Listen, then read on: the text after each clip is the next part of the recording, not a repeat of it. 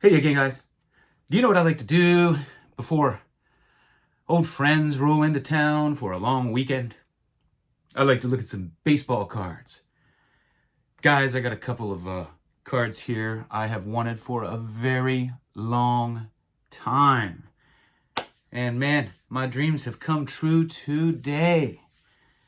I'm so excited to get these. So, when I was growing up, the second baseball card book I ever got was this.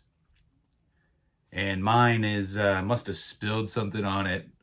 It got wet somehow. But this was really my go-to to learn about cards. There weren't too many places to learn about cards, and it showed some of the rare ones and some of the great cards in here. And so I set out, when I got older, to get these cards. Anything I could find in here. If I found them when I was a kid, so be it. But a lot of them weren't. So.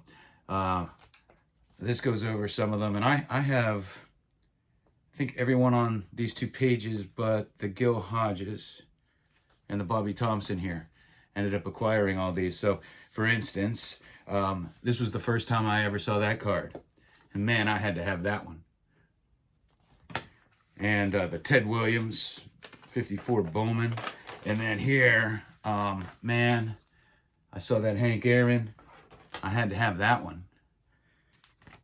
And then over here, I saw this Willie Mays Test. I had to have that one.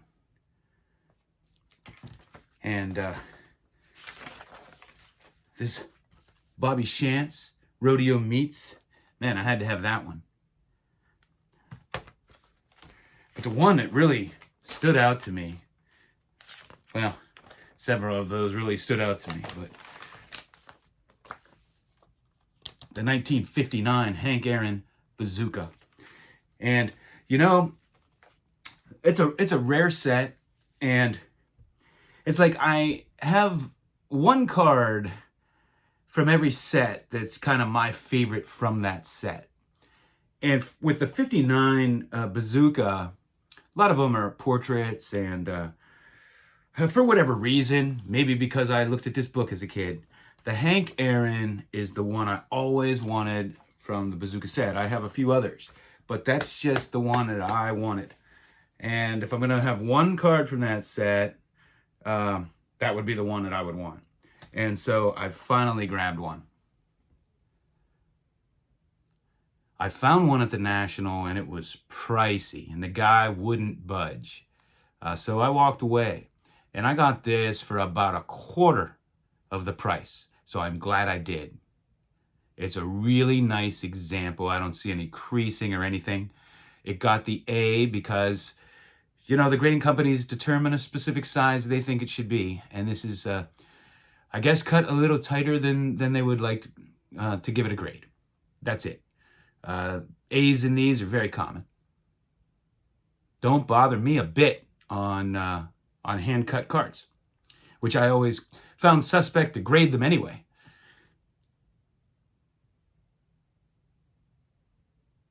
This is one of my dream cards, guys. I'm so excited to get it. One of my dream cards of all time since I was a little kid, reading that book. Just a beauty. These are tough to find this nice, too. The image can be very, very bad, spots all over it. I've seen some real mangled ones.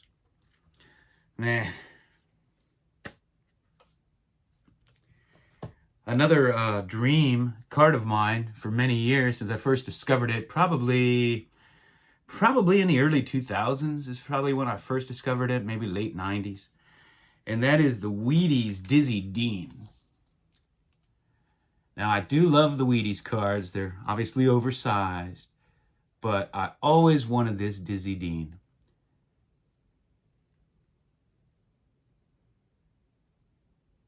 And, with vintage prices nowadays, I got this for less than I would have in 2001, probably. Prices have really come down.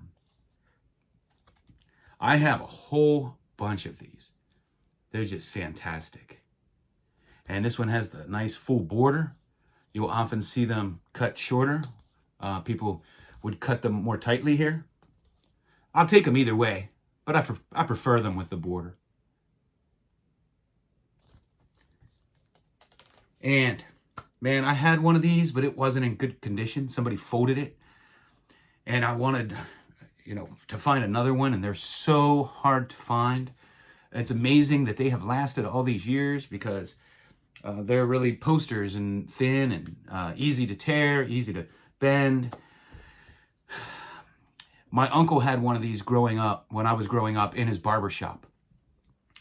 And it was the first time when I was a little kid in his barbershop that I knew Roberto Clemente had 3,000 hits, because he predated me a little bit, because he had this poster. And I always wanted it, but I never wanted to ask for it. So I finally got my hands on a nicer example. And they made this for Clemente when he got his 3,000th hit, and it featured all the 3,000 hit club there. And what's interesting, at the time Roberto Clemente got his 3,000th, he was only the 11th player in baseball history to do it. It was a remarkable feat. And he joined all those legends. And I was always enamored with this thing. I am so thrilled to get a nice, cleaner copy. And, I show you guys before, and if you're newer to my channel, you may not have seen, but, I got these 68 Topps posters I showed you, and I did get frames for them. And I wanted to tell you that these are snap-in frames, and they hold stuff like this perfectly. Just great to store them in. It'll, even out the folds over time, and they present phenomenally, and they're really protected. And these are the 13 by 19 size. And I get them at Michael's. Hobby Lobby carries these too, but I can't ever seem to find this size there. So I go to Michael's.